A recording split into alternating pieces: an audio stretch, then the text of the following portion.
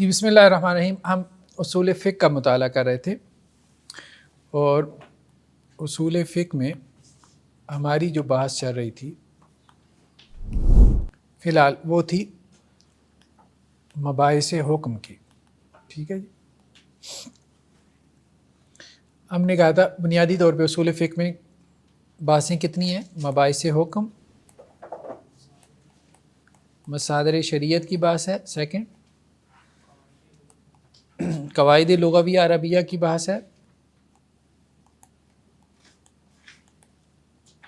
اور اجتہاد اور تقلید کی بحث ہے، اور پانچویں مقاصد شریعت کی بحث ہے.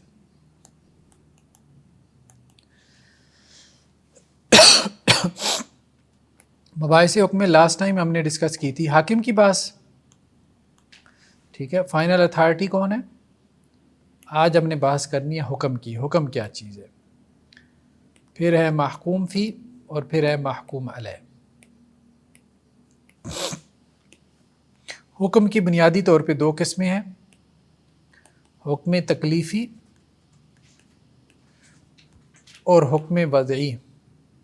ٹھیک ہے، حکم تکلیفی کی بھی 5 قسمیں ہیں، لیکن بلکہ فرق کر لیں. حکم تکلیفی جو ہے وہ احناف کے نزدیک اور جمہور کے نزدیک، احناف کے نزدیک اس کی 7 قسمیں ہیں، جمہور کے نزدیک اس کی 5 قسمیں ہیں. حکم وضعی کی 5 قسمیں. حکم کسے کہتے ہیں؟ سب سے پہلی بات، حکم کیا چیز ہے؟ جب ہم کہہ رہے ہیں حکم الہی، ہم نے حکم کی تعریف لاسٹ ٹائم ڈسکس کی تھی نہیں کی تھی؟ خطاب اللہ تعالی المتعلق بافعال المکلفین. ٹھیک ہے، سب سے پہلی چیز ہے اللہ کا خطاب. حکم کیا ہے؟ اللہ کا خطاب. اس کو ہم کھولتے ہیں، اس سے کیا مراد ہے. ٹھیک ہے، دوسرا ہے جو کہ افعال المکلفین سے متعلق ہو. یہاں پہ 2 گروپ ہو گئے. ایک گروپ ہے جو فقہا کا ہے، ایک گروپ وہ ہے جو اصولیین کا ہے. ٹھیک ہے، فقہا کسے کہتے ہیں؟ جو فقہ کے ایکسپرٹ ہے. اصولیین کسے کہتے ہیں؟ جو اصول فقہ کے ایکسپرٹ ہے. اصولیین جمع کا صیغہ ہو گیا نا، اصولی سے اصولیین، جو اصول فقہ کے ایکسپرٹ ہے. ٹھیک ہے، اصول فقہ آپ یوں سمجھ لیں جیسے ہمارے یہاں کانسٹیٹیوشن ہے، آئین ہے. فقہ کیا ہے؟ جیسے ہمارے یہاں لا ہے. کچھ لا کے ایکسپرٹ ہوتے ہیں، پھر آگے سول لا کے یہ، اور یہ فلانے جو ہے وہ فوجداری قانون کے ایکسپرٹ ہیں، یہ ٹیکسیشن والے ہیں، یہ فیملی لاز والے ہیں، اور کچھ کانسٹیٹیوشن کے ایکسپرٹ ہوتے ہیں. ٹھیک ہے، تو اصولیین جو اصولی گفتگو کے ایکسپرٹ اور ماہر ہوتے ہیں. فقہا یہ کہتے ہیں کہ جی حکم جو ہے نا وہ اثر الخطاب ہے، خطاب نہیں ہے. وہ کیا لفظ استعمال کرتے ہیں؟ اثر الخطاب. اصولیین اصل میں کہتے ہیں کہ حکم جو ہے وہ خطاب ہے، اثر الخطاب نہیں ہے. دونوں میں کیا فرق ہے؟ قرآن مجید کا حکم کیا ہے؟ اقیم الصلاۃ. کیا حکم ہے؟ یہ. اصولیین کہتے ہیں کہ یہ حکم ہے. خطاب، خطاب کیا ہے؟ عربی عبارت. ٹھیک ہے، خطاب کیا ہے؟ عربی عبارت. کس کی عربی عبارت؟ کتاب و سنت کی. کتاب و سنت کی جو عربی عبارت ہے یہ اللہ کا حکم ہے. یہ کون کہتا ہے؟ اصولیین کہتے ہیں. فقہا کیا کہتے ہیں؟ اثر الخطاب، اس عربی عبارت سے جو ایک فقیہ نے، مجتہد نے سمجھا ہے، مفسر نے، محدث نے. اثر الخطاب، خطاب کا جو اثر ہے، نتیجہ ہے. مفہوم کیا ہے اس کا؟ اقیم الصلاۃ کا مفہوم کیا ہے؟ وجوب صلاۃ، نماز واجب ہے. ٹھیک ہے، تو فقہا کے نزدیک یہ حکم ہے. بات سمجھ میں آ رہی؟ فقہا پریکٹیکل لوگ تھے. فقہا جب پریکٹیکل لوگ تھے تو انہیں یہ تھا کہ بھائی جو سمجھ میں آ رہا ہے نا، جس پہ عمل کرنا ہے، حکم تو وہ ہے. آمین نے جس پہ عمل کرنا ہے، تو آمین عبارت پہ تو عمل نہیں کرنا.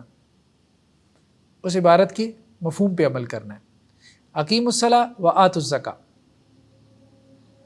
آتوا الزکاۃ کیا چیز ہے؟ آتوا الزکاۃ کے اوپر تو عمل نہیں ہو سکتا نا، اس کے مفہوم پہ عمل ہوگا. اور وہ مفہوم کس کا ہے؟ عالم کا ہے. آتوا الزکاۃ کی جو انڈرسٹینڈنگ ہے اس پہ عمل ہوگا نا، اور وہ کس کی ہے؟ وہ عالم کی ہے، وہ اسکالر کی ہے. تو اس لیے فقہا یہ کہتے ہیں کہ عبارت کا جو مفہوم ہے وہ اللہ کا، یعنی جو مجتہد کو سمجھ آیا ہے وہ اللہ کا حکم ہے. اصولیین کہتے ہیں کہ نہیں، مجتہد کی سمجھ کو آپ اللہ کا حکم نہیں کہہ سکتے، اس کی سمجھ اللہ کا حکم ہو سکتی ہے اور نہیں بھی ہو سکتی. ایسا ہی ہے نا، کبھی ہو سکتا ہے کہ وہ اللہ کے حکم تک پہنچ جائے اور کبھی نہ پہنچے. اس لیے کہا گیا کہ مجتہد کی دو قسمیں ہیں، مصیب اور مختی. کبھی صحیح رائے کو پہنچ جاتا ہے اور کبھی صحیح رائے کو نہیں پہنچتا. اجر اس کے لیے دونوں صورتوں میں ہے. تو اس کا مطلب یہ ہے کہ کبھی وہ حق کو پہنچتا ہے، کبھی مجتہد حق کو نہیں پہنچتا. کبھی اللہ کے حکم کو پہنچ جاتا ہے، کبھی اللہ کے حکم کو نہیں پہنچتا. تو مجتہد کا فہم اللہ کا حکم نہیں ہے، اللہ کا حکم وہ عبارت ہے. تو زیادہ محفوظ یہی موقف ہے اصولیین کا. جی ہاں، مفتی مصیب کے لیے دو اجر ہے، دو اجر مفتی کے لیے ایک ہے. ٹھیک ہے. اصولیین کا موقف زیادہ محتاط ہے. ایسے سمجھیں جیسے کانسٹیٹیوشن کی عبارت ہے اور ایک اس عبارت سے 10 وکیل اپنی جو ان کی انڈرسٹینڈنگ ڈیولپ ہو رہی ہے یا جو وہ انٹرپریٹ کر رہے ہیں لا کو. ججز بھی کسی بھی قانون کو انٹرپریٹ کرتی کیا کرتے ہیں؟ اختلاف کرتے ہیں کہ جی قانون بنانے والوں کی یہ انٹینشن تھی. ٹھیک ہے، وہ پارلیمنٹ تو گئی، اللہ کے پاس پہنچ گئی، 73 میں قانون آئین بنا تھا ہے. کون جانے گا کہ کیا انٹینشن تھی ان کی، کیا چاہتے تھے وہ. ٹھیک ہے، تو یہ ہے. تو اس لیے یہ اصولیین یہ کہتے ہیں کہ خطاب جو ہے نا، خطاب جو عربی عبارت ہے کتاب و سنت کی، وہ اللہ کا حکم ہے، وہ ایک ہی ہے. اللہ کا حکم کیا ہے؟ وہ ایک ہی ہے. فقہا کیا کہتے ہیں؟ اس کا جو مفہوم ہے نا وہ اللہ کا حکم ہے، جو اس سے آپ کو سمجھ میں آ رہا ہے، اور وہ سمجھ ایک نہیں ہے، وہ ایک سے زیادہ ہے. تو اس لیے اصولیین یہ اعتراض کرتے ہیں کہ اس صورت میں تعدد حکم لازم آئے گا، تعدد شریعت لازم آئے گی، ایک سے زیادہ شریعتیں لازم آئے گی. لیکن فقہا یہ کہتے ہیں کہ دیکھو بات یہ ہے کہ عربی عبارت کیا، عربی عبارت کے اوپر تو عمل نہیں ہو سکتا، عمل تو ہوگا مفہوم کے اوپر ہی. اگر آپ مفہوم کو کہہ رہے ہو کہ اللہ کا حکم نہیں ہے تو اس کا مطلب یہ ہے کہ آپ اللہ کے حکم کے غیر پہ عمل کر رہے ہو. تو اصل میں ہم اس کو اللہ کا حکم یہ بھی نہیں کہہ سکتے کہ وہ اللہ کے حکم کا غیر ہے، یہ بھی نہیں کہہ سکتے، یہ پوزیشن بھی آپ نہیں لے سکتے. فقہا کی بات بھی ٹھیک ہے. ٹھیک ہے، وہ اللہ کا حکم ہو سکتا ہے، نہیں بھی ہو سکتا. ہاں، جو عربی عبارت ہے وہ اللہ کا حکم ہے، ظاہری بات ہے، وہ تو منزل من اللہ ہے، اس میں تو کوئی دو رائے نہیں ہو سکتی، وہ تو اللہ کا حکم ہے ہی ہے عربی عبارت. تو محتاط موقف اصولیین کا ہے. مکلفین کے افعال سے متعلق ہو. دوسری چیز کے افعال دیکھیں، ایک ہے عقائد. اگر اللہ کا خطاب عقائد سے متعلق ہے، ان اللہ علی کل شیء قدیر، تو یہ حکم نہیں ہے. اللہ کی صفات بیان ہو رہی ہیں، یہ تو حکم نہیں ہے نا، حکم الہی نہیں ہے. ٹھیک ہے. اخلاق سے متعلق ہے ایون، تو وہ بھی اللہ کا حکم نہیں ہوگا. صرف کس سے متعلق؟ افعال سے متعلق، اعمال سے متعلق، یہ اللہ کا حکم ہوگا.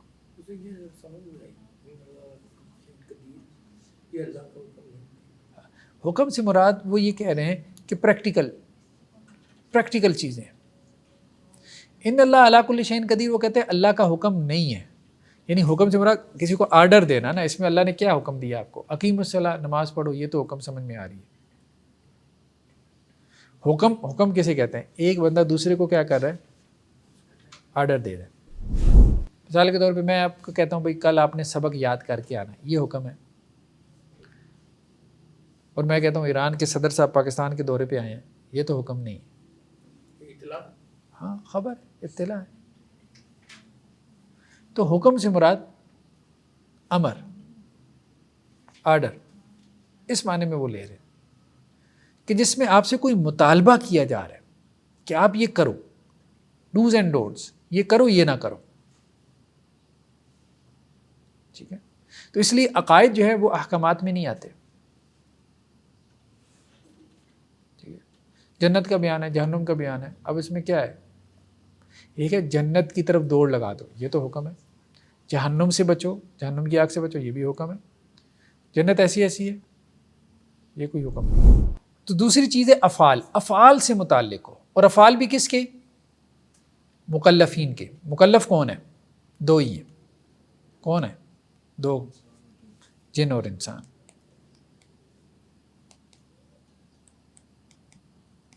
ٹھیک ہے، جنات اور انسان. اگر کوئی اللہ کا خطاب پتھروں سے متعلق ہے تو اس کو حکم کہیں گے؟ نہیں. پہاڑوں سے متعلق ہے؟ نہیں. ٹھیک ہے، وہ ہمارا کنسرن نہیں ہے نا، ہمارا کنسرن نہیں. ہمارا کنسرن یہ ہے کہ جو ہم سے متعلق ہے، ہم مکلفین سے. اللہ نے کہا نا، ہم نے زمین اور آسمان کو کہا ایتیا طاعون او کرہا، خوشی سے آؤ یا تنگ ہو کے آؤ. تو انہوں نے کہا جی ہم آتے ہیں. ٹھیک ہے، لیکن وہ مکلف نہیں ہے نا. مکلف اصل میں کون ہے؟ انسان اور جنات. ان کے پاس آپشن نہیں ہے، ہمارے پاس آپشن ہے. انہوں نے یہ کہا اتینا طاعین، اطاعت کے ساتھ آئیں گے. ان کے پاس آپشن ہی نہیں. مکلف اسے کہتے ہیں جس کے پاس آپشن ہے، جس کے پاس نہ کرنے کی آپشن ہے. یس اور نو دونوں آپشن ہے اس کے پاس، اما شاکرا و اما کفورا، وہ دو ہیں. تو انسانوں اور جنات سے متعلق ہو اور ان کے ایک بات یہ ہو گئی. ٹھیک ہے، ان کے افعال سے متعلق ہو. اور تیسرا وہ عربی عبارت، اس کا مفہوم نہیں.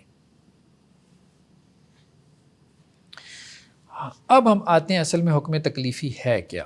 ٹھیک ہے جی، حکم تکلیفی کیا ہے؟ دیکھیں، اللہ کا جو حکم ہے کبھی اس میں امر ہے، کبھی اس میں نہیں ہے. اللہ نے کسی کام کا حکم دیا ہے یا کسی کام سے منع کیا ہے. ٹھیک ہے، یہ کرو یا نہ کرو، دو ہی چیزیں ہو سکتی ہیں. حکم امر ہے یا نہیں ہے. امر کو کبھی لازم کیا ہے، بھئی یہ کام لازماً کرو، اور کبھی کہا ہے کہ یہ لازمی نہیں ہے، یعنی غیر لازم ہے.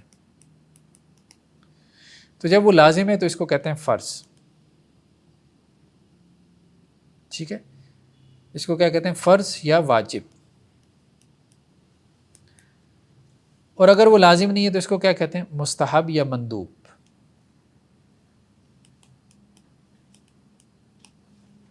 یہاں پہ احناف نے کیا کیا؟ دو قسمیں کر لیں کہ وہ جو حکم ہے جو لازمی ہے، یعنی اللہ نے کسی کام کے کرنے کا حکم دیا اور کہا کہ بھئی لازماً کرنا ہے، تو وہ ہمیں کس ذریعے سے ملا؟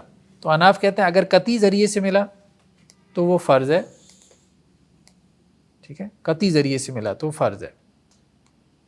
اگر وہ حکم ظنی ذریعے سے ملا تو وہ واجب ہے. ذریعے کا فرق کر لیتے ہیں، باقی لوگ ذریعے کا فرق نہیں کرتے. یہ بات سمجھ میں آ رہی ہے نا؟ قطعی ذریعہ میں وہ کیا لے کے آتے ہیں؟ قرآن، اجماع، خبر متواتر. ظنی ذریعے میں کیا لے کے آتے ہیں؟ اخبار احاد. اللہ نے ایک حکم دیا، ٹھیک ہے، اللہ نے ایک حکم دیا، اس کو لازم کر دیا، کہا کہ یہ کام کرو، یہ کرنا ہے، نماز پڑھو، اقیم الصلاۃ وآتوا الزکاۃ، زکوٰۃ دو. حکم بھی دیا اور اس کو لازم بھی کر دیا. یہ کیا ہے؟ فرض ہے یا واجب ہے؟ یہ فرض یا واجب کی اصطلاح کس کی ہے؟ ائمہ ثلاثہ کی. ائمہ ثلاثہ کے نزدیک فرض واجب میں کوئی فرق نہیں ہے. فرض واجب ہے، واجب فرض ہے، کوئی فرق نہیں ہے، 19-20 کا بھی نہیں. ٹھیک ہے، احناف نے فرض اور واجب میں کیا کیا ہے؟ فرق کیا. وہ یہ کہتے ہیں کہ اللہ نے ایک حکم اگر حدیث میں دیا ہے، اخبار احاد میں دیا ہے، تو وہ واجب ہوگا. جیسے مردوں کو کہا گیا سونا نہیں پہننا، ریشمی لباس نہیں پہننا. اب یہ حکم کہاں پر ہے؟ حدیث میں، تو یہ واجب ہے. اور اسی طرح یہ کہا گیا کہ جی نماز پڑھنی ہے، روزہ رکھنا ہے، اب یہ کہاں پر ہے؟ قرآن میں، تو یہ فرض ہے.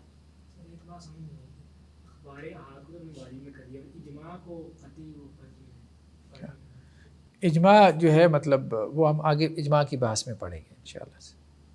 یہاں لوگ کہتے ہیں کہ اگر فرض کا منکر کافر ہو جائے گا لیکن واجب کا منکر کافر نہیں ہوگا. ہاں، احناف یہی کہتے ہیں. یہ تقسیم سب لوگ مانتے ہیں. یہ جو وہ کہہ رہے ہیں نا کہ یہ تقسیم کہ فرض کا منکر کافر ہو جائے گا، واجب کا منکر کافر نہیں ہوگا، یہ تقسیم سب لوگ مانتے ہیں چاروں. ہاں ان کے نزدیک فرض اور واجب سیم ہے عملاً. یعنی احناف کے نزدیک یہ ہے کہ فرض بھی لازم ہے، واجب بھی لازم ہے، لیکن وہ 19-20 کا فرق کرتے ہیں، یا وہ ایک فرق اور کرتے ہیں. وہ یہ فرق کرتے ہیں احناف، وہ یہ کہتے ہیں دیکھیں قرآن میں آتا ہے فَقْرَؤْا مَا تَيَسَّرَ مِنَ الْقُرْآنِ، کیا آتا ہے؟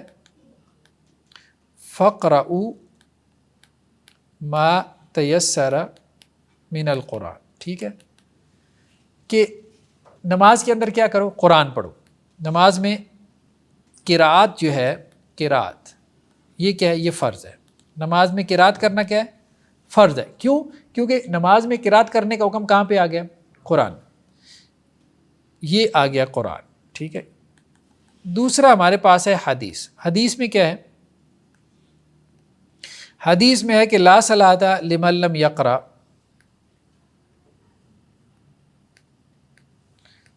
بفاتحۃ الکتاب. اچھا ڈسکنیکٹ ہو گیا.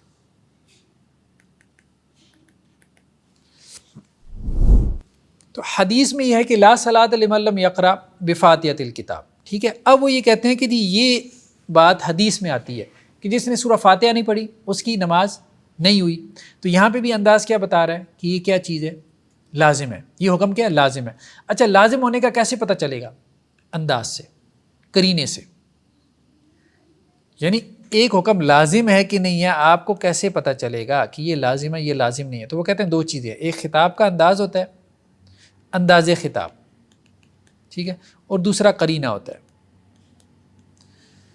ٹھیک ہے. اس سے پتہ چل جاتا ہے. اب لا صلاۃ لمن لم یقرأ بفاتحۃ الکتاب، جس نے سورہ فاتحہ نہیں پڑھی اس کی نماز ہی نہیں ہوئی. تو انہوں نے کہا ہاں یہاں بات تو بات ہے، خطاب کا انداز بھائی نماز ہی نہیں ہوتی، تو اس کا مطلب کیا ہے کہ سورہ فاتحہ لازم ہے، لازم ہے. لیکن کہتے ہیں اب اس کا پتہ چلا کس سے؟ حدیث سے. سورہ فاتحہ پڑھنا لازم ہے، اس کا پتہ چلا ہمیں حدیث سے، تو اس لیے ہم اس کو فرض نہیں کہیں گے، کیا کہیں گے؟ اس کو ہم واجب کہیں گے. سورہ فاتحہ کا پڑھنا وہ کہتے ہیں واجب ہے. اب فرق کیا کرتے ہیں حناف؟ تو وہ کہتے ہیں قراءت کا حکم ہمیں ملا، فقرؤ، اللہ نے کہا بس پڑھو بھائی، حکم دیا نا، تو اس لیے کیا ہے؟ واجب ہے. امر جو ہے وہ وجوب کے لیے آتا ہے، اصلاً وجوب کے لیے آتا ہے. ویسے تو اس کے بہت سے معنی ہیں، 27 کے قریب ہیں. تو یہاں سے چونکہ یہ قرآن میں آ گیا اس کی فرضیت ثابت ہو گئی، اور دوسرا حکم حدیث میں آیا، ٹھیک ہے، تو اس لیے اس کا وجوب ثابت ہوا. تو فرق وہ یہ کرتے ہیں کہ اگر نماز میں فرض رہ جائے تو نماز کیا ہے؟ باطل ہے. نماز کیا ہو جاتی ہے؟ باطل ہو جاتی ہے اگر فرض رہ جائے، اور اگر واجب رہ جائے تو وہ باطل نہیں ہوتی، بلکہ کیا ہوتی ہے؟ فاسد ہوتی ہے. مثال کے طور پہ فاسد ہونے کا مطلب یہ ہے کہ آپ سجدہ سہو کریں گے تو وہ ادا ہو جائے گی،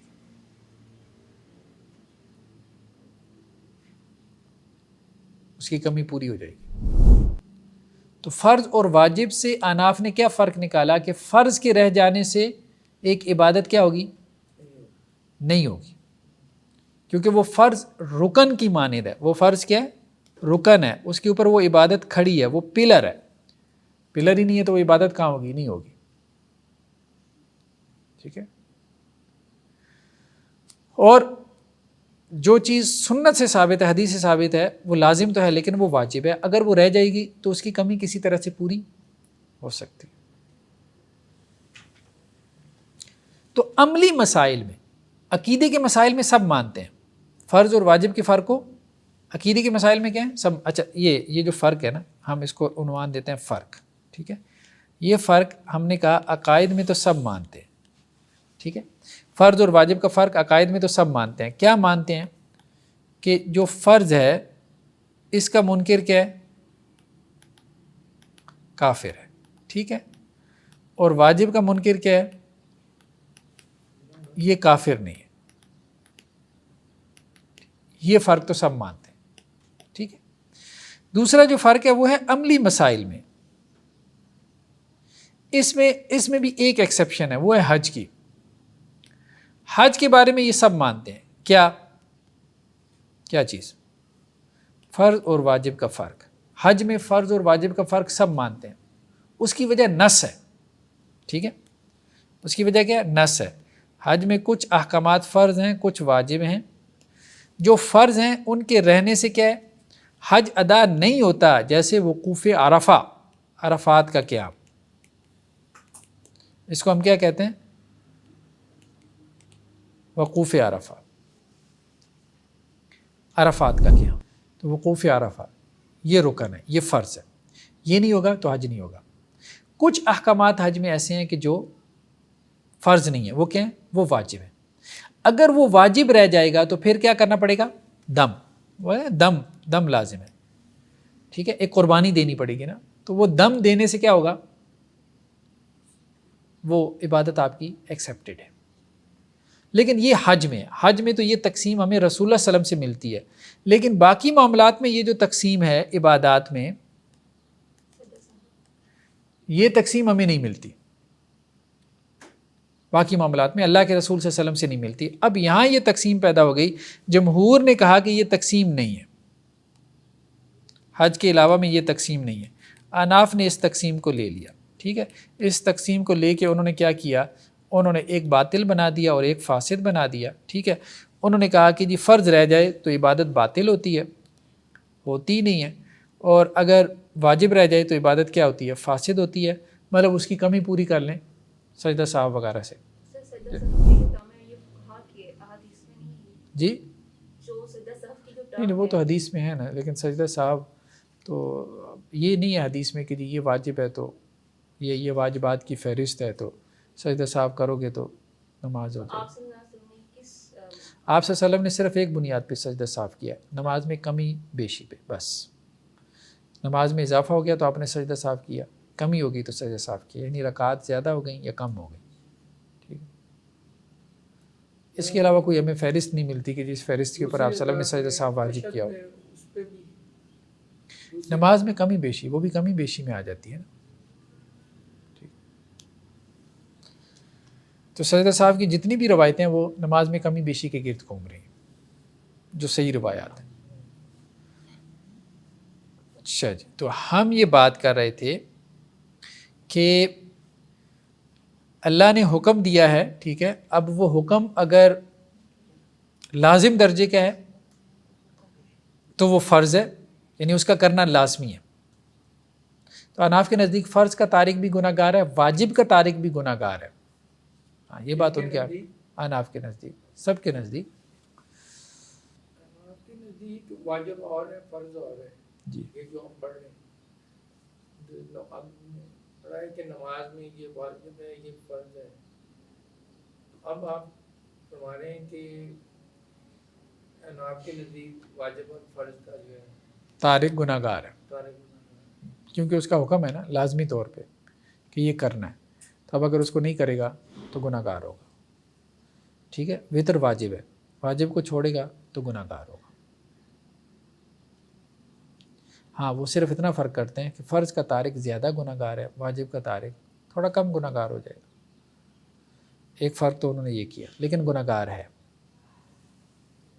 ٹھیک ہے۔ فرض کا تارک بھی گناہ گار ہے، واجب کا تارک بھی گناہ گار ہے، اور فرض اور فرض کے چھوٹ جانے سے کیا ہے؟ عبادت باطل ہو جاتی ہے، اور واجب کے چھوٹ جانے سے عبادت فاسد ہوتی ہے، باطل نہیں ہوتی، اس کی کمی کو پورا کیا جا سکتا، یہ فرق انہوں نے کیا۔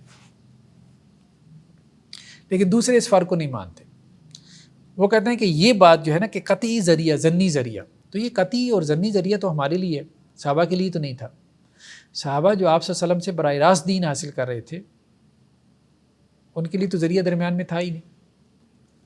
ہم آج 1400 سال بعد بیٹھے ہیں نا، تو ہم یہ سوچ رہے ہیں کہ یہ ہمیں قطعی ذریعے سے مل رہا ہے، قرآن کے ذریعے سے یہ دین مل رہا ہے، یہ ہمیں ظنی ذریعے سے مل رہا ہے، حدیث کی کتابوں سے مل رہا ہے، تو ہم نے کہہ دیا کہ یہ فرض ہے۔ اور یہ صحابہ کے سامنے کون سا قرآن اور حدیث تھا؟ ان کے سامنے تو اللہ کے رسول صلی اللہ علیہ وسلم کی ذات تھی، قرآن بھی آپ سے لے رہے ہیں، حدیث بھی آپ صلی اللہ علیہ وسلم سے لے رہے ہیں، تو ان کے لیے تو درمیان میں ذریعے کی بحث ہی نہیں ہے کہ درمیان میں کوئی 4-5 واسطے پڑ گئے، کوئی راوی انوالو ہو گئے کہ یہ قطعی ذریعہ ہو گیا، یہ ظنی ذریعہ ہو گیا، یہ متواتر ہے، یہ احاد ہے۔ ان کے لیے تو یہ بحث ہی نہیں تھی، تو ان کے لیے تو یہ تقسیم ہوگی نہیں فرض واجب کی، تو جو ان کے لیے تقسیم نہیں ہے تو ہمارے لیے وہ کیسے ہو گئی؟ یعنی جو دین ان کے لیے نہیں تھا وہ ہمارے لیے کیسے ہو گیا؟ تو جمہور اس کو اس طرح سے لیتے ہیں کہ ذریعے کی تقسیم کوئی دینی تقسیم نہیں ہے، اس کا دین سے کوئی تعلق نہیں ہے. اس کا دین سے تعلق ہوتا ہے تو صحابہ کے زمانے سے ہی ہوتا، اس کو کنسیڈر کرنا چاہیے تھا پھر اس کو، اور صحابہ یہ کنسیڈر کرنے کی پوزیشن بھی نہیں. ان کے نزدیک خبر احاد خبر متواتر کی تقسیم ہے ہی نہیں. ان کے ہاں کون سی تقسیم؟ اللہ کے رسول کہہ رہے ہیں، اللہ کے رسول کی ہر بات ان کے لیے حجت ہے، قطعی ہے. سر یہ جو دو کیٹیگریز ہیں کہ اصولین ہیں اور دوسرے فقہا ہیں، تو ان میں کون فال کرتا ہے؟ یہ جو چاروں جو ہمارے مکتبہ فکر ہیں وہ فقہا میں آئیں گے اور اصولین محدثین میں آئیں گے؟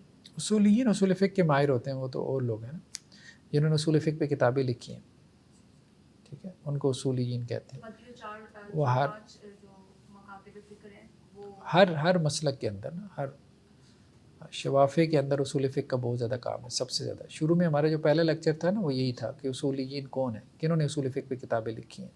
تو ہم نے اس میں تفصیل سے پڑھا تھا کہ اس کی کون سی کتاب ہے، ٹھیک ہے. تو زیادہ تر کام شوافے کا ہے، اصول فقہ پہ زیادہ کام ان کا ہے.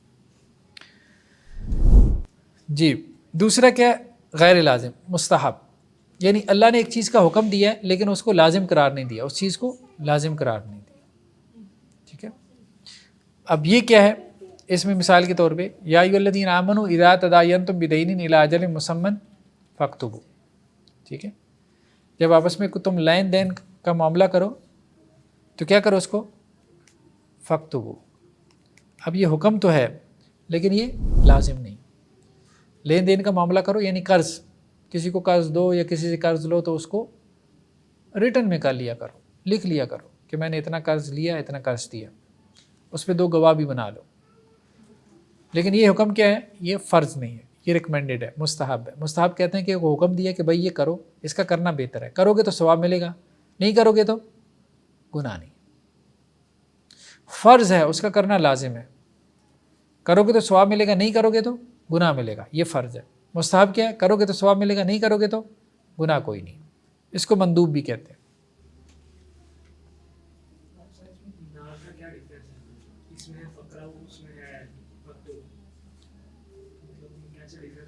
قرین ہے فَاكْتُبُوا، اس کے بعد آگے جب آتا ہے نا قرین ہے، اگلی جو آیات ہیں وہ کیا ہے؟ فَإِنْ أَمِنَ بَعْضُكُمْ بَعْضًا فَلْيُؤَدِّ الَّذِي اؤْتُمِنَ أَمَانَتَهُ، ٹھیک ہے. تو اگر تم میں سے کوئی کسی دوسرے کا اعتبار کرے، اس کے پاس کوئی چیز گروی رکھوا دے، گروی کا بھی تذکرہ ہے نا، تو وہ کیا کرے؟ اس کی وہ گروی والی چیز کیا کرے؟ اس کو واپس کر دے. تو اب ایک طریقہ تو یہ ہے قرض میں کہ آپ اس کو لکھ لو، اور دوسری چیز کیا ہے کہ اگر نہیں لکھا تو کوئی چیز گروی رکھوا دی، اب لکھنے کی ضرورت ہی نہیں ہے، وہ خود ہی بتا دے گا بھائی تمہاری فلان چیز میرے پاس پڑی ہے، پیسے نہیں دینے تو بس ٹھیک ہے جاؤ، ٹھیک ہے. تو وہ پھر قرآن سے تو اس سے اندازہ ہوا کہ نہیں، گروی کا طریقہ بھی ٹھیک ہے. لکھنا جو ہے وہ کیا ہے؟ ریکمینڈڈ ہے، مستحب ہے، لازم نہیں. اگر وہ لازم ہوتا تو پھر وہ گروی والے اس کی ضرورت نہیں تھی طریقہ کار کی. اور پھر صحابہ کے عمل سے بھی اور بھی چیزیں ہوتی ہیں جن سے پتہ چلتا ہے کہ یہ چیز لازم ہے کہ نہیں، ٹھیک ہے. جیسے نمازوں کی سنتیں ہیں. پھر جو مستحب ہے اس کی پھر آگے کئی قسمیں ہیں، ٹھیک ہے. مستحب کی آگے کئی قسمیں ہیں.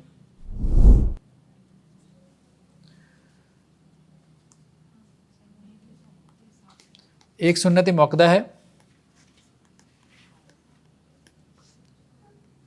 اور ایک سنت غیر موقدہ ہے.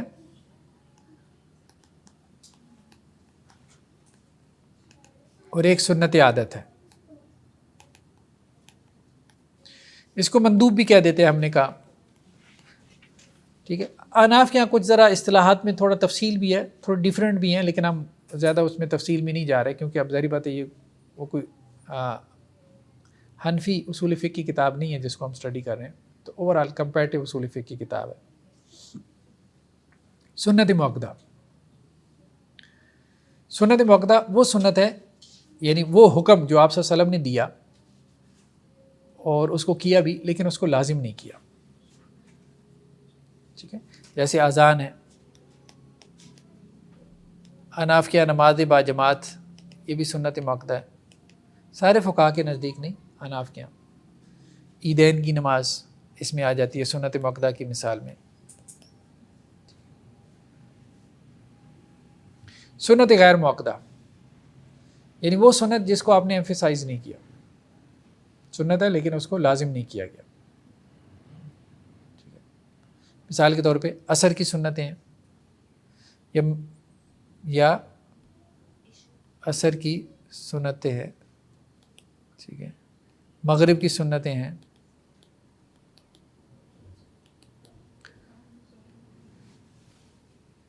اشراق ہے, چاشت ہے, اوابین ہے, اشراق کی نماز ہے, لازم نہیں کیا گیا ان کو, سنت غیر مؤکدہ. ٹھیک ہے,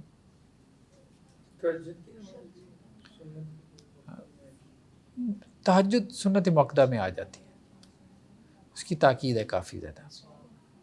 ٹھیک ہے, سنت عادت وہ ہے کہ جس کی تاکید بھی نہیں ہے. تو ایک ہے سنت مؤکدہ جس کی تاکید ہے, اور ایک ہے سنت غیر مؤکدہ اس کی تاکید نہیں ہے لیکن آپ صلی اللہ علیہ وسلم نے کیا, کبھی کر لیا کبھی نہیں کیا, کنسسٹنسی نہیں ہے. سنت مؤکدہ میں تو کنسسٹنسی ہے نا کہ آپ نے کیا. ٹھیک ہے, سنت غیر مؤکدہ میں کبھی کر لیا کبھی نہیں کیا. اور سنت عادت جو آپ نے بطور عادت کی ہے, رواج تھا اس وقت کا, جیسے آپ کا لباس ہے, تہمت باندھا آپ نے. بعض اہل علم کا کہنا ہے کہ امامہ یہ بھی لباس میں آ جاتا ہے. ٹھیک ہے, جیسے مختلف چیزوں کا کھانا, ہاں مختلف چیزوں کا کھانا یہ بھی سنت عادت میں آ جاتا ہے.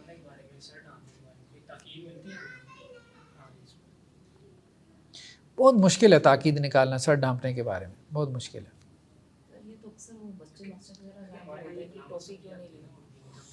زیادہ یہ چیزیں رواج سے تعلق رکھتی ہیں. سنت عادت, لباس ہے, اب ہر قوم کا ایک لباس ہے. آج کل عربیوں کا آپ دیکھیں لباس ہے, انہوں نے وہ مطلب رومال, سرخ رومال پہنا ہوا ہے. اب ہمارے یہاں بندہ وہ سرخ رومال پہن لے تو عجیب ہی لگتا ہے, کیا عورتوں کی طرح دوپٹہ اوڑھ لی ہے, سیدھی سی بات ہے, عجیب لگے گا نا. ہاں ہر معاشرے میں جو ہے وہ. سر ایک دن کسی بچے نے کویسچن کیا تو اسے کسی بزرگ نے مسجد میں اس بات پہ ٹوکا کہ جی آپ کی سلیوز ہاف ہیں, شرٹ آپ کی نہیں اس سے کوئی فرق نہیں پڑتا, ہاف سلیوز پہننے میں کوئی حرج نہیں, کوئی ممانعت نہیں. اصل میں تو سطر ہے نا, سطر اس کا ڈبہ ہونا چاہیے. ٹھیک ہے, اور مناسب سا لباس ہو. مناسب سا لباس سے مراد یہ ہے کہ اس میں وقار ہو بس. ٹھیک ہے, تو یہ ہے. تو جو بھی آپ کا لباس ہے آپ کے رواج میں بس آپ اس کو فالو کریں. اب یہ بھی نہیں کرنا چاہیے نا, میں نے دیکھا وہ کچھ اہل حدیث کیا کرتے ہیں, وہ ٹوپی پہنی ہوتی ہے, ٹھیک ہے, نماز کے لیے کھڑے ہوتے ہیں, بڑے دھیان سے ٹوپی اتار کے پہلے سامنے رکھتے ہیں. یہ بھی غلط ہے بھائی, پہن لو تم, اچھی لگتی ہے بٹ ٹھیک ہے. تو یہ بھی نہیں کرنا چاہیے. ہاں دوسری طرف وہ تنکوں والی ٹوپیاں رکھی ہوتی ہیں, پلاسٹک کی ٹوپیاں رکھی ہوتی ہیں, تو ویسے ہی ٹھیک نہیں ہے. مطلب قرآن نے کہا کہ زینت اختیار کرو, ٹھیک ہے, نماز کے وقت, تو وہ تو زینت نہیں ہے, تو زینت میں نہیں آتا. وہ پہن کے کوئی بندہ ولیمے کی دعوت میں تو جائے. مستحب ہے. اور تیسرا کیا ہے, جو نہ لازم ہے اور نہ غیر لازم ہے, یعنی نہ امر میں ہے نہ نہیں میں. چلے نہیں والا پہلے دیکھ لیں کہ اللہ نے جس چیز سے منع کیا ہے اور اس کو لازم قرار دیا ہے, ٹھیک ہے, تو یہ کیا, یہ حرام ہے. اللہ نے جس سے منع کیا, ٹھیک ہے, اور لازمی طور پہ اس سے منع کیا کہ رک جاؤ, تو یہ حرام ہے. اناف نے پھر اس میں تقسیم کر لی, کیا وہ ممانعت قطعی ذریعے سے معلوم ہوئی یا ظنی ذریعے سے. اگر قطعی ذریعے سے معلوم ہوئی تو وہ کہتے ہیں کہ جی وہ حرام ہے, یعنی قرآن سے اگر اس کی ممانعت معلوم ہے. اور اگر حدیث سے معلوم ہوئی تو وہ کیا ہے, مکروہ تحریمی ہے. کیا ہے, مکروہ تحریمی. مکروہ ہے اور ساتھ میں حرام بھی ہے, تحریم سے مراد. اور اگر اس کو وہ جو منع کیا گیا وہ غیر لازم ہے, لازمی طور اس سے منع نہیں کیا گیا, تو پھر وہ کیا ہے, وہ مکروہ ہے. یہ تھوڑا سا جو حرام زنی ہے وہ تحریمی, جی اگر کسی چیز سے روکا گیا ہے نا, قرآن میں روکا گیا ولا تقربوا الزنا، زنا کے قریب نہ جاؤ، تو زنا کیا ہو گیا؟ حرام ہو گیا، ٹھیک ہے، حرام ہو گیا۔ ریشمی لباس نہ پہنو، ٹھیک ہے۔ مردوں کو کہا سونا نہیں پہننا، سونا پہننا مردوں کے لیے یہ کیا ہے؟ حرام نہیں ہے، کیا ہے؟ مکروہ ہے، تحریمی ہے۔ کیوں؟ کہاں سے اس کی خبر ملی؟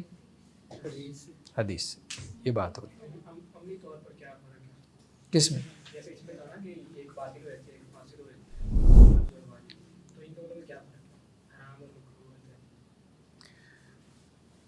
نہیں، عملی طور پہ تو وہی عقیدے کے اعتبار سے جو ایک فرق ہے وہی فرق ہے، ٹھیک ہے، کہ فرض کا جو انکار کرے گا وہ دائرہ اسلام سے خارج ہو جائے گا، اور جو مکروہ تحریمی کا انکار کرے گا وہ دائرہ اسلام سے خارج نہیں ہوگا۔ اور دوسری بات یہ ہے کہ حرمت کا درجہ مکروہ تحریمی سے بڑھ کر ہے، وہ درجہ بھی بڑھا دیتے ہیں، یہ ٹھیک نہیں ہے۔ درجہ دونوں کا برابر ہے۔ ممانعت ہے نا، ممانعت اللہ نے کر دی یا کسی چیز سے اللہ کے رسول نے منع کر دیا، بس ممانعت تو برابر درجے کی ہے۔ پھر یہ ان کی علیحدہ کلاس بنانے کی کیا ضرورت ہے؟ وہ تو ان سے پوچھنا چاہیے نا جنہوں نے بنائی ہے، ہم تو آپ کے پاس آئے ہیں، تو ہم نے تو بنائی نہیں۔ درجے میں فرق کرتے ہیں، وہ درجے میں فرق کر رہے ہیں۔ درجے میں فرق کرتے ہیں، یہ بات درجے میں فرق کرتے ہیں۔ کہتے ہیں حرام جو ہے اس کی شناعت زیادہ ہے، مکروہ تحریمی کی شناعت کم، ٹھیک ہے۔ ویسے کہ یہ بات صحیح نہیں ہوتی کہ بہت سارے گناہ ان کا ایک کا درجہ کم ہوتا ہے ایک کا درجہ زیادہ ہوتا ہے؟ یہ بات ٹھیک ہے، اصولی طور پہ یہ بات ٹھیک ہے کہ ہر گناہ برابر نہیں ہے، لیکن صرف قرآن میں آنے کی وجہ سے ایک گناہ بڑا نہیں ہو جاتا اور حدیث میں آنے کی وجہ سے ایک گناہ، کم نہیں ہوتا۔ یہ بات لاجیکل نہیں ہے۔ ان کا بنیادی استدلال یہ ہے، ان کا بنیادی استدلال یہ ہے کہ ذریعہ جو ہے کسی چیز کو چھوٹا بڑا بنا دیتا ہے، نہیں ذریعہ نہیں بنا۔ قرآن اور حدیث میں یہ فرق ہے۔ ہاں، اصل میں اس کا جو انداز خطاب ہے وہ کسی گناہ کو چھوٹا بڑا بنا دیتا ہے، یہ بات ٹھیک ہے۔ وہ جو قرائن ہیں، ٹھیک ہے، اس بیان کے ساتھ وہ کسی اس کی جو انٹینسٹی ہے، شدت ہے بیان کی، کس طرح سے اس کو بیان کیا گیا کہ اس کی برائی کو، کسی گناہ کی، وہ اس کو چھوٹا بڑا بنا دیتا ہے، یہ بات ٹھیک ہے۔ سر یہ جو کیٹیگریز ہم پڑھ رہے ہیں، درجے پڑھ رہے ہیں، اس سے عملی طور پہ کیا فرق پڑتا ہے؟ ایک مطلب کہ کم درجے کا گناہ ہے یا زیادہ ہے، یہ ہے اللہ تعالیٰ کے ہاں اس کی کیا ایکسیپٹنس ہے، یہ سارا اس سے کیا؟ نہیں، ابھی تو ہم تو اس طرف جا ہی نہیں رہے نا، کم درجے کا گناہ، یہ تو ہمارا موضوع ہی نہیں تھا۔ ہمارا موضوع صرف یہ تھا کہ ایک چیز لازم ہے اور ایک چیز لازم نہیں، بس اس سے تو فرق پڑتا ہے نا۔ نہیں، ایک شخص کی زندگی میں یہ مکروہ تحریمی یا تنزیہی یا حرام قطعی ہے، اس سے کیا فرق پڑتا ہے؟ فرق پڑتا ہے نا، ایک چیز حرام ہے، حرام کا ارتکاب کرے گا تو ظاہری بات ہے۔ حرام اور حلال میں تو فرق ہے، لیکن یہ جیسے یہی بات، حرام ہونا یا مکروہ تحریمی ہونا یا تنزیہی ہونا، نہیں وہ تو ہماری تقسیم نہیں ہے نا، وہ تو ہم کہہ رہے ہیں وہ تو ان سے پوچھنا چاہیے نا جنہوں نے تقسیم کی ہے۔ کیسے ہیں کیسے آپ کے ارد گرد بہت سارے ہیں، آج چلے جائیں اپنے قریب جو مسجد کے امام صاحب ہیں ان سے جا کے پوچھیں۔ غیر لازم، ٹھیک ہے، تو اصل تقسیم جمہور کی کیا ہے؟ کوئی چیز جو ہے جس سے منع کیا گیا، یا تو لازم طور پہ منع کیا گیا تو وہ حرام ہے، یا لازمی منع نہیں کیا گیا تو وہ کیا ہے؟ مکروہ ہے۔ اس کو جمہور تو مکروہ کہتے ہیں، دوسرے کیا کہہ دیتے ہیں اناف؟ مکروہ تنزیہی، تحریمی تو وہ تھا نا، تنزیہی، جیسے کثرت سوال، یا ایھا الذین آمنوا لا تسألوا عن اشیاء ان تبد لکم تسؤکم، کثرت سوال سے کیا کیا گیا؟ منع کیا گیا۔ اب یہ ممانعت کیا ہے؟ حرمت کے لیے نہیں ہے، یعنی کثرت سوال حرام نہیں ہے، بلکہ کثرت سوال کیا ہے؟ ڈسپلن کی مکروہ ہے، ڈسکریج ہے۔ حرام کسے کہتے ہیں؟ اس کا ارتکاب کرے گا تو گناہ گار ہوگا، جہنم میں جائے گا، ایسے ہی ہے نا۔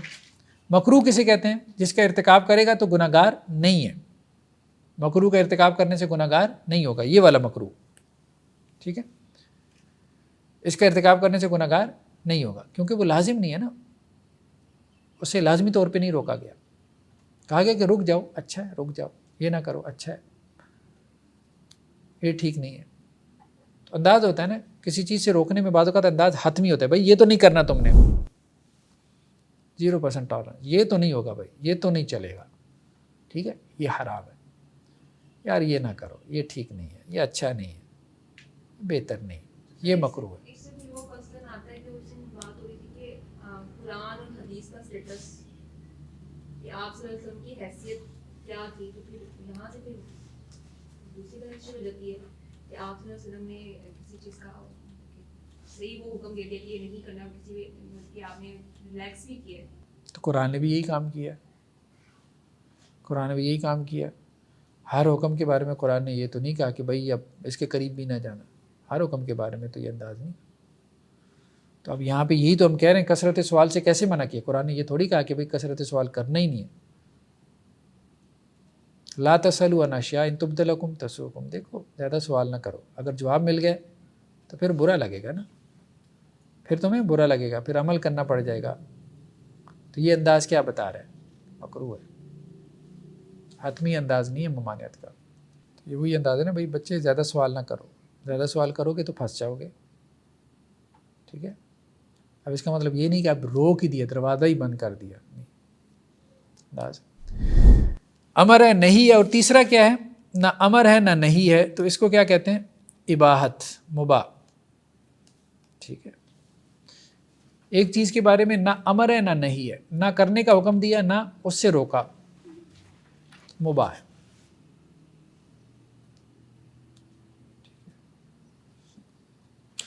यदि उसका करना ना करना क्या है?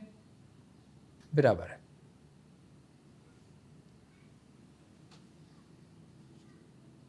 करना ना करना क्या है? बराबर है। यहाँ पे इन्होंने मिसाल क्या दी? वैदा हलल तुम फस्तादू,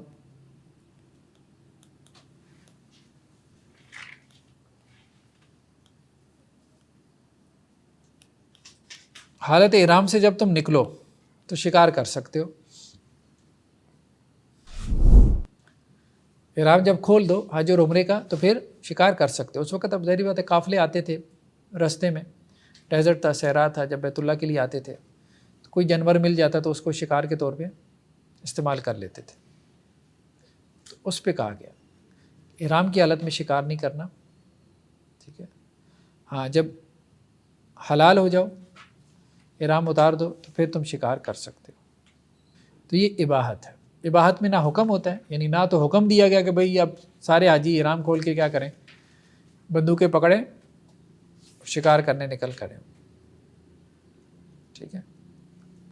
40 लाख लोग शिकार करने चल पड़े तो एक दूसरे का ही शिकार कर देंगे। करने और ना करने से अमाल में कोई फ़र्क नहीं पड़ता। हाँ, कोई अमाल में फ़र्क नहीं पड़ रहा, वो दीनी हुक्म ही नहीं है ना शिकार करना। शिकार तो करना तो एक ज़रूरत है ना, तो उसको अलाउ कर दिया बस, ठीक है। करो ना करो ये तुम्हारी मर्ज़ी है, बस अल्लाह ने अलाउ कर दिया। तो एक चीज़ को अल्लाह ने अलाउ कर दिया, करना ना तो हुक्म दिया कि भाई जाके शिकार करो, दीन से उसका ताल्लुक ही नहीं है कि अल्लाह ताला क्यों हुक्म देंगे भाई हज पे आए हो तो तुम जाके शिकार खेलो। ना उससे मना किया है कि भाई नहीं करना, मना भी नहीं किया, कर लो अगर तुम्हारी ज़रूरत है तो कर लो, जाओ। हमारा ये तस्वर भी सही है कि अगर नमाज पढ़ते हुए जा रहे रास्ते में कोई काम कर लो, वो नमाज के ज़ुमरे में ही आ जाएगा। नहीं, ऐसी तो कोई बात मेरे ख्याल में नहीं है, ऐसी कोई बात नहीं है।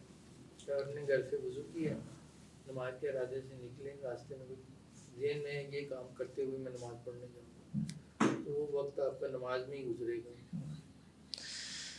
चलें, बहरहाल ये हमारी हुक्म की कुछ बात थी, अभी मुकम्मल हो गई है, थोड़ी सी रह गई है, तो वो इंशाल्लाह फिर नेक्स्ट टाइम कंप्लीट करें।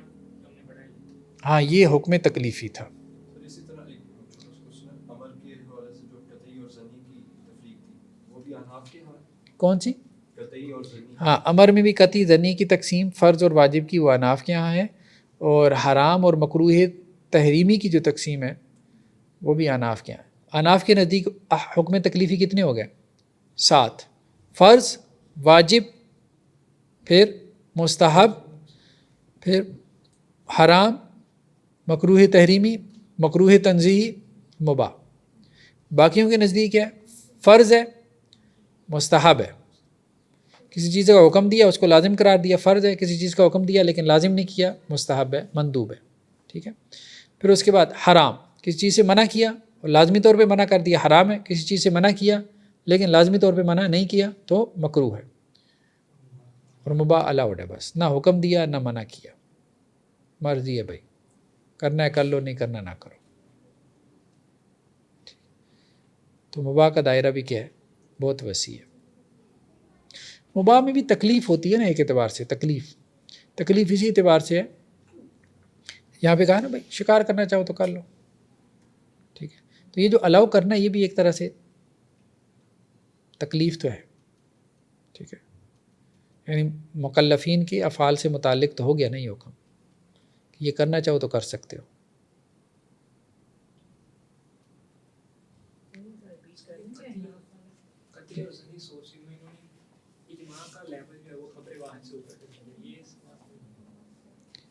اجماع ایک علیحدہ ٹاپک ہے، اناف اس کے بارے میں کیا کہتے ہیں ہم اس کو مستقل علیحدہ طور پہ سمجھیں گے، ٹھیک ہے.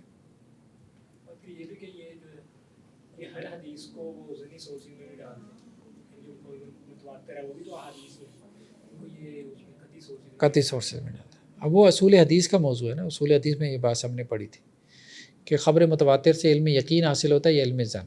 تو خبر متواتر سے علم یقین حاصل ہوتا ہے. اخبار احاد کے بارے میں بحث پیدا ہو گئی، اس میں مختلف آراء آ گئی. کچھ لوگوں نے کہا اخبار احاد سے ظن حاصل ہوتا ہے، کچھ نے کہا یقین حاصل ہوتا ہے، کچھ نے کہا کہ تحقیق سے پہلے ظن ہوتا ہے، تحقیق کے بعد یقین حاصل ہوتا ہے. کچھ نے کہا اگر خبر الواحد المعتف بالقرائن ہو، ٹھیک ہے، قرائن اس کو سپورٹ کر رہے ہو تو پھر اسے یقین حاصل ہوتا ہے. مختلف آ رہا ہے. جی اور کوئی کویسچن ہے تو اس بارے میں؟ لمن لم یقرأ بفاتحۃ الکتاب، ہاں فقرؤ ما تیسر من القرآن، ٹھیک ہے، کہ جو تمہیں قرآن میں آسان لگے اس کو پڑھ لو، ٹھیک ہے. تو قرات کا حکم فرض ہے اور فاتحہ کا حکم واجب کا ہے، یہ ہم نے تقسیم کی تھی.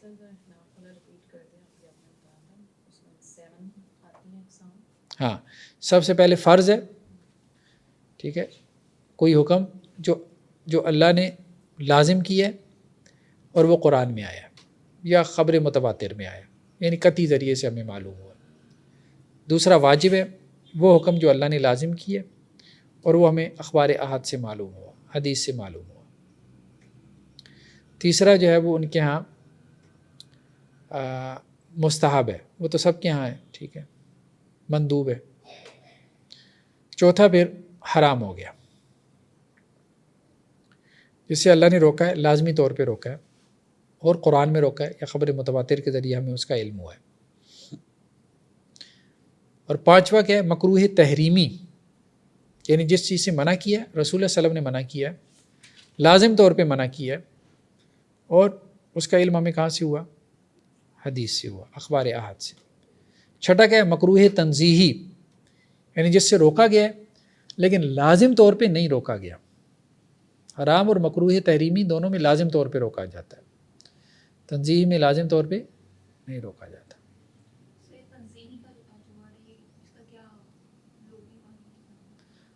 ہاں مطلب یہی ہے کہ اس سے دور رکھا گیا انسان کو.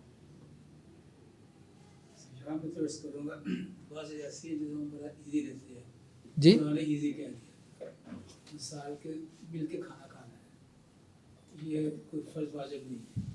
جمعہ نے استاد تھا برابر قرآن کیا، جی جی، یہ جمعہ کے جو فائدے ہیں اتنے زیادہ ہیں، ہاں بعد بندہ حیران ہو جاتا ہے کہ اس کو چھوڑ دیا میں نے تو بڑے مسائل میں. ایسی کوئی بھی بات، ہاں ٹھیک ہے. اب یہ جو مثال آئی ہے کہ قرآن نے یہ بات کہی، سورہ نور میں آئی ہے، مل کے کھانا کھا لو یا اکیلے اکیلے کھا لو، ٹھیک ہے. تو اب یہ کہاں پہ آئے گا یہ بتائیں، یہ کون سی حکم کی قسم ہے؟ واجب میں آ جائے، مباح میں آئے گا. مباح دیکھیے دیکھا جائے تو میرے خیال میں جو محبت اور ہاں فرض اس کے اپنے یا مستحب مطلب آپ سمجھ شاید واجب ہونا چاہیے تھا. مستحب میں نہیں آئے. ہاں چلیں جی، سبحانک اللہم و بحمدک نشہد ان لا الہ الا انت.